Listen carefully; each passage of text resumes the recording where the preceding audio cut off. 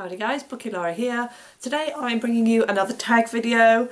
I was tagged by Sue at Sue's Book Nook to do the, let me get this right, Springtime for Dalton tag.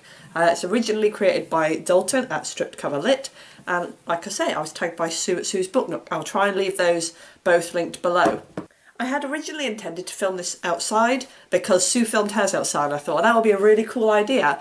But then the outside is trying to kill me, basically. I seem to have developed hay fever, something that I've never had before, and I literally, as soon as I go outside, I'm just a mess. You can probably see that I'm not looking the best at the moment anyway because of that. My eyes are a bit watery and stuff. So I'm filming inside for the sake of my health. So I'm just going to take you through these questions basically and tell you my answers. So question number one is, what new author did you read this year? Now I cheated slightly for this because I had already read this author last year, but I decided to include it anyway because I'm just that cheeky. So I went with Lisa Thompson because, and there is a reason for this, but last year I read one of hers, which I can't remember what it was called. Oh, The Goldfish Boy. And then this year I've read two of hers and she's fast becoming one of my favourite authors, particularly for middle grade. So this year I read The Light Jar and also A Girl in My Class Lent Me the Day I Was Erased. And I've loved both of them. I think that she is a wonderful middle grade / children's author. She just writes wonderful stories, but all the children have their own sort of significant challenges, whether that's mental health issues or family breakdown. There always feels like something bigger going on. So I think she's fab for that. Question two, what is the best new book you read this year?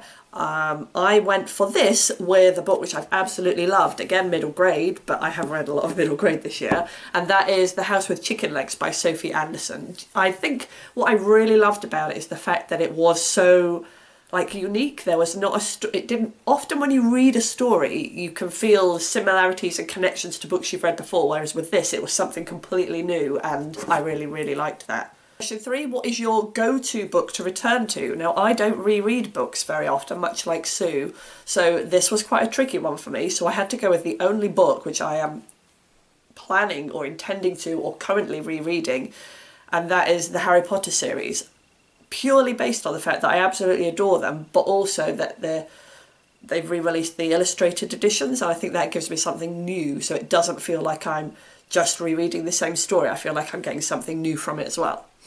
Question four, what are your reading goals for the spring? I suppose to go with the flow more, I think I've done middle grade March, which I loved, but it feels very restrictive, and now I'm just picking up whatever I feel like. So going with the flow for spring. Question five, what are your spring writing goals? I don't really have spring writing goals because I'm not a writer.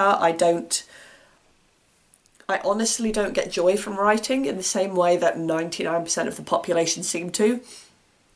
But I have a journal that I keep intending to write in, but still haven't, so if I had to pick one I'd say that. Question six, what is one novel that gets you excited for the outdoors? Now this was one where nothing came to mind immediately, so I went and looked on my Goodreads list of books that I've read and just scanned through that until I came up with something, and I came up with The Beach by Alex Garland because it's just set in the most beautiful place, and even just, I mean, the film or the book both are nature at its best. And then finally, question seven, reading outdoors? Question mark? That's my question mark face. Reading outdoors? And I'm going to say yes. I mean, I really like to read any place. But again, similarly to what Sue said, I can be quite easily distracted. I struggle with focus. My mind is always all over the place. So being somewhere that there are few distractions is really good. Like in the garden, you're just sitting there chilling, whereas inside I might be distracted by my iPad or the TV or all sorts of different things. So yeah, outdoors is good for that.